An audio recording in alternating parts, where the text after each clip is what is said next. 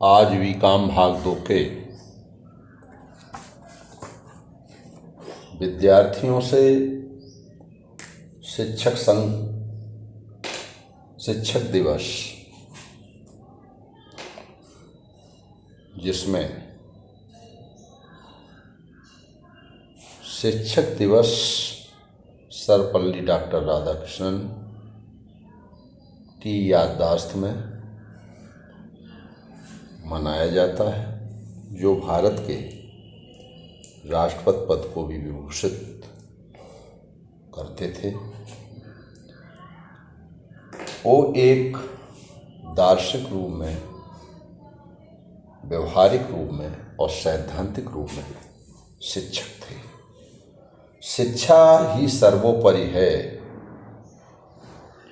ऐसा उनका सिद्धांत था और उन्होंने शिक्षा के द्वारा अपने आदर्श विद्यार्थियों को भारत भूमि में पैदा किया। आज शिक्षक दिवस 5 सितंबर 2020 में मैं अपने विद्यार्थियों को जो कल बोला था कि BCom2 के लिए what difference between balance sheet और फाइनेंशियल स्टेटमेंट की चर्चा करूंगा। तो सर्वप्रथम चर्चा इस बात की आती है कि जब हम बैलेंस शीट की बात करते हैं, जिसे हम आर्थिक चिट्ठा कहते हैं,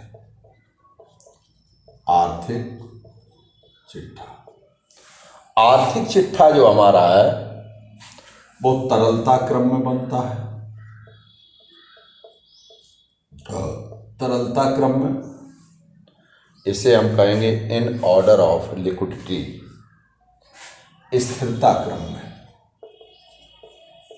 स्थिरता क्रम में,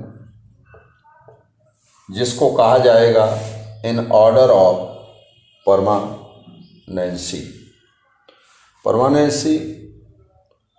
और आधुनिक समय में कंपनी अधिनियम 2013 की अनुसूची 3 के अंतर्गत जो बैलेंस शीट बनाई जाती है वो कंपैरेटिव स्टडी के आधार पर बनाई जाती है।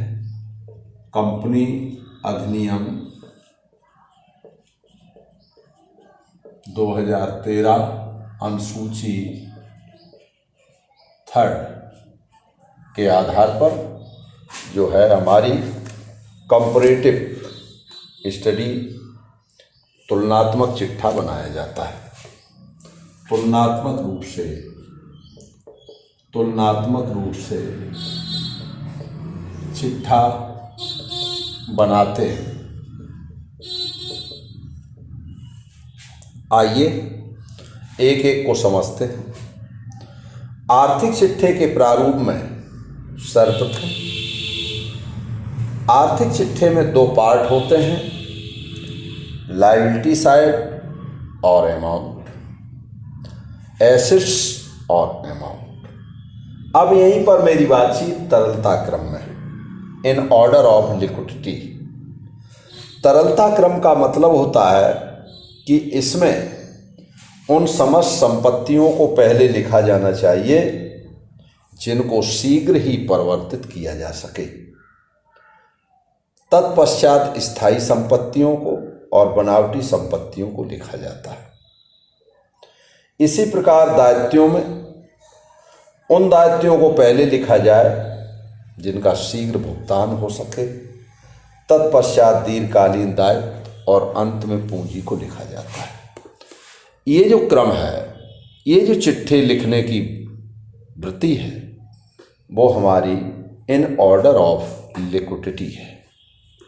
फिर समझे, जब हम बैलेंस शीट के प्रारूप में तरलता क्रम की बात कह दें, सपोज आपके क्वेश्चन पेपर में आ गया कि find out the balance sheet such and such from the following item given below on order of liquidity. तरलता क्रम में आप जो है इन ऑर्डर ऑफ लिक्विडिटी, तरलता क्रम में आप बैलेंस शीट की रचना कीजिए। ये आपको आइटम दिए गए हैं। ठीक, तो ऐसे में हम तरलता क्रम में 4 पार्ट करते हैं। ऊपर बैलेंस शीट लिखते हैं और बैलेंस शीट में लायबिलिटी पक्ष, एसेट्स पक्ष, अमाउंट। अब देखिए, लायबिलिटी में सबसे पहले जिनका यथाशीघ्र भुगतान हो तो हम बैंक ओवरड्राफ्ट को लिखते हैं, फिर अदत्त व्यय को लिखते हैं, आउटस्टैंडिंग एक्सपेंसेस, अनुपार्जित आय, अनअर्न्ड इनकम, जो इनकम अनुपार्जित हो गई है, bills payable, sundry creditor, loan, reserve और फंड, कैपिटल प्लस कैपिटल में नेट प्रॉफिट माइनस आहरण ड्राइविंग, इस तरह से लिखते हैं। संपत्ति पक्ष में यथाशीघ्र भुगतान होने वाली हम पहले cash in hand, cash at bank, accrued income उपार्जित आय, प्रीपेड एक्सपेंसेस पूर्वदत्त व्यय, bills receivable, sundry debtor, closing stock, live stock, investment, अब स्थायी संपत्तियां, furniture fitting, plant machinery, building lease और गुडविल। इस क्रम में हम बैलेंस शीट को बनाते हैं। ये तरलता क्रम की बैलेंस शीट है। वहीं पर जब स्थिरता क्रम की बात आ जाती है तो in order of permanency,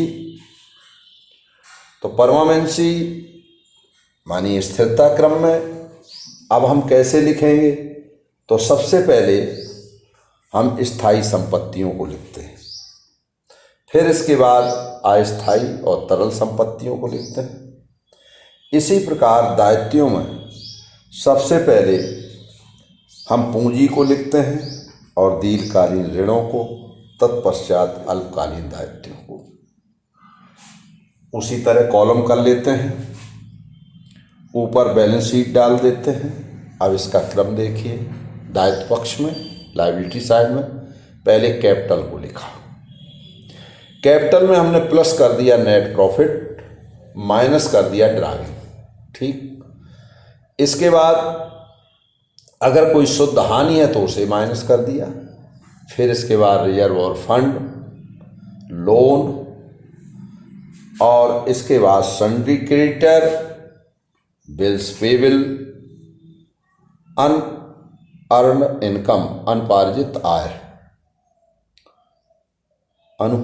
I, outstanding expenses, bank overdraft. संपत्ति पक्ष में पहले गुडविल, स्थायी संपत्ति है जिसको देखा नहीं जा सकता है, भूमि भवन, पट्टे पर ली गई संपत्ति, leasehold property, plant machine, furniture fixtures, investment, live stock, closing stock, sundry debtor, bills receivable, prepaid expenses, income accrued, cash at bank, cash in hand, इस क्रम में लिखते हैं। तो बैलेंस शीट में यहाँ 2 अभी आपने नमूने देखे, एक तो तरलता क्रम का नमूना और दूसरा स्थिरता क्रम का नमूना।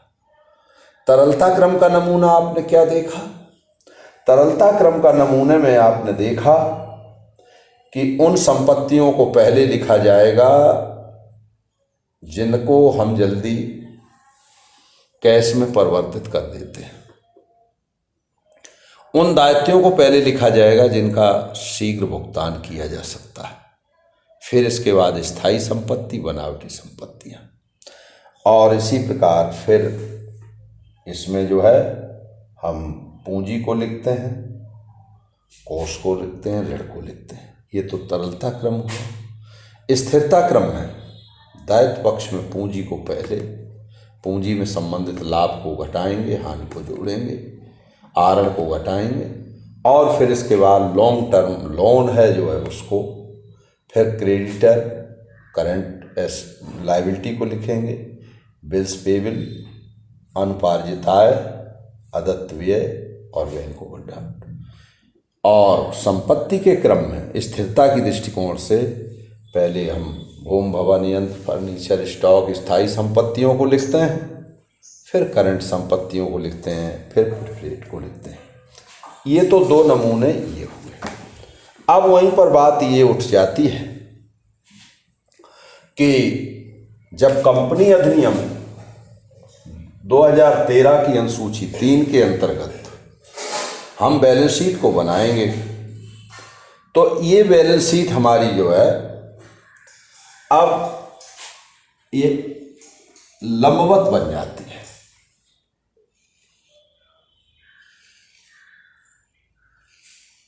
लंबवत बैलेंस शीट बनती है। ऊपर हेडिंग होगा बैलेंस शीट पर्टिकुलर अमाउंट। अब इसमें जो हम क्या लिख सकते हैं, इसमें लिखेंगे सबसे पहले इक्विटी और लायबिलिटी। पहले दायित्व पक्ष को चलेंगे, इक्विटी एंड लायबिलिटी। अब दायित्व पक्ष में पहले हम कैपिटल का ब्यौरा लिखेंगे, शेयर कैपिटल। पहले कैपिटल का ब्यौरा हो गया, फिर इसके बाद हम रिजर्व और फंड का ब्यौरा करेंगे, फिर इसके बाद नॉन करेंट लायबिलिटी का ब्यौरा लिखेंगे जिसमें लॉन्ग टर्म लोन, बारोविंग इत्यादि आता है। फिर करेंट लायबिलिटी को लिखेंगे। करेंट लायबिलिटी में शॉर्ट टर्म बारोविंग, ट्रेड पेबल और क्रेडिटर, शॉर्ट टर्म प्रोविजन इत्यादि आते हैं। तो कहने का मतलब हुआ कि कैपिटल, रिजर्व फंड ये इक्विटी और लायबिलिटी के अंतर्गत आ गया। फिर इसके बाद हमारी नॉन करेंट लायबिलिटी आ गई, फिर इसके बाद हमारी करेंट लायबिलिटी आ गई। इसके बाद टोटल कर देते हैं, इसके बाद टोटल कर देते हैं। अब मेरा दूसरा पक्ष आता है एसेट्स पक्ष। दूसरा पक्ष कौन सा आता है? एसेट्स पक्ष। तो एसेट्स पक्ष में पहले हम नॉन करेंट एसेट को लिखेंगे। नॉन करेंट एसेट में पहले फिक्स एसेट आएगी और फिक्स एसेट में भी टेंजेबल और इनटेंजेबल आएगी।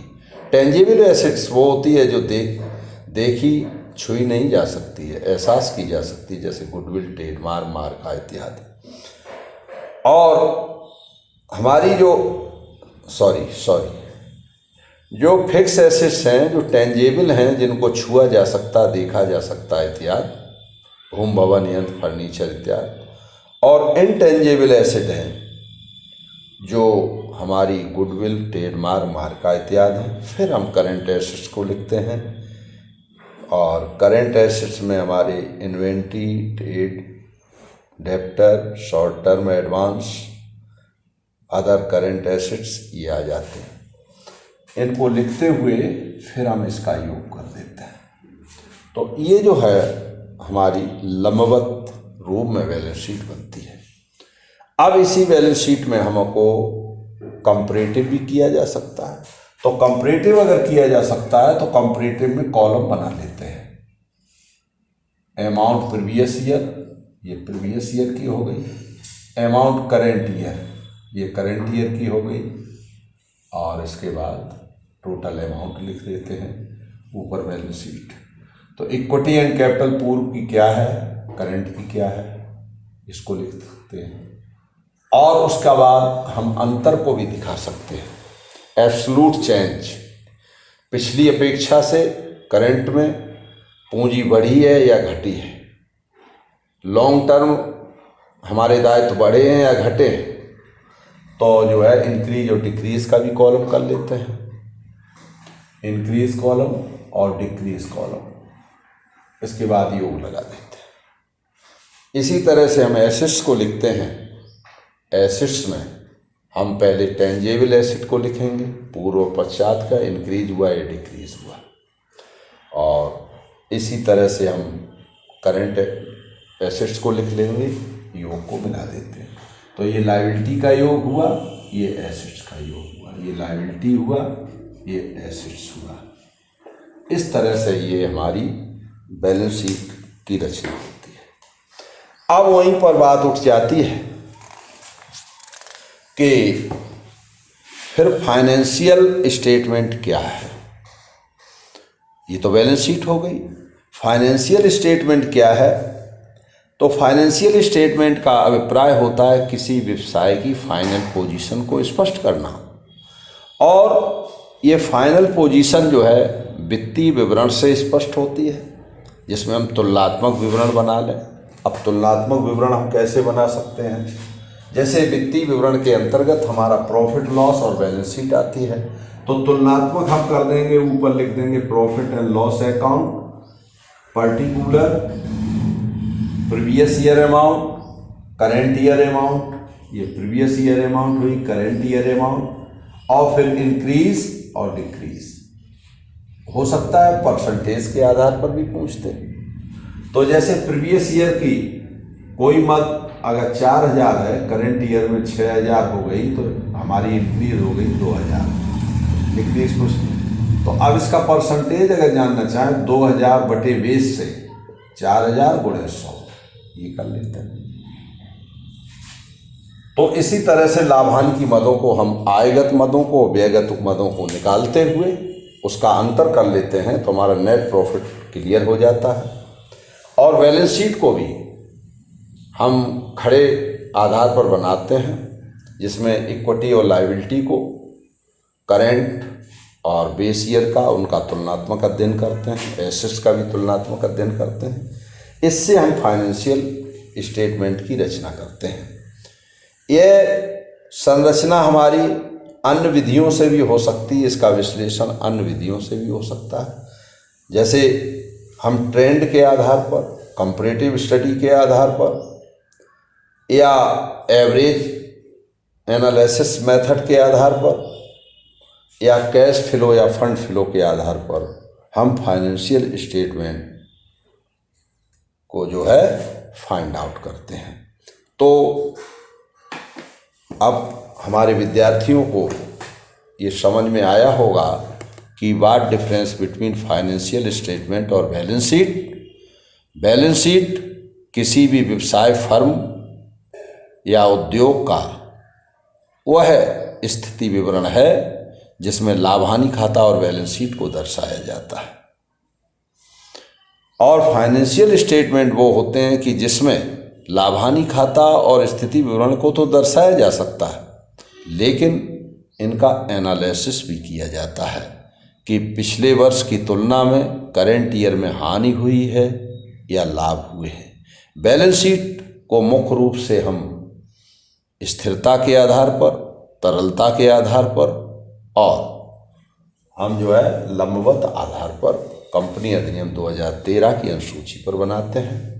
विश्लेषण जो है हम कंपैरेटिव विश्लेषण कर लेते हैं, हम ट्रेंड के माध्यम से विश्लेषण कर सकते हैं, अनुपात के माध्यम से विश्लेषण कर सकते हैं, या फंड फ्लो और कैश फ्लो के आधार पर कंपनी फर्म की पोजीशन का भी विश्लेषण कर सकते हैं। आज की चर्चा यहीं पर, धन्यवाद।